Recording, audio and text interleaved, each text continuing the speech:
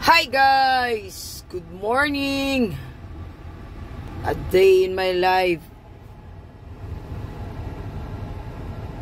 in Vanuatu, na isang lugar na hindi nyo familiar.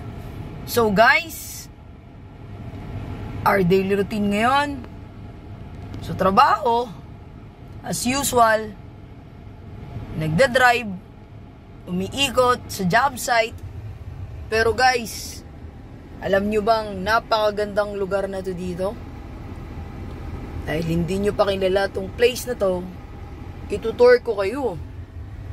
So, ang buhay dito ay napakasimple. Simpleng pamumuhay ng mga tao rito. At, so guys, iikutin ko kayo dito sa lugar nila. So, I hope na, maa-appreciate nyo yung mga lugar nila rito, yung mga place nila rito at makikita natin. So guys, for now, bye muna at tatrabaho muna ang isang Pilipinang OFW dito sa Vanuatu.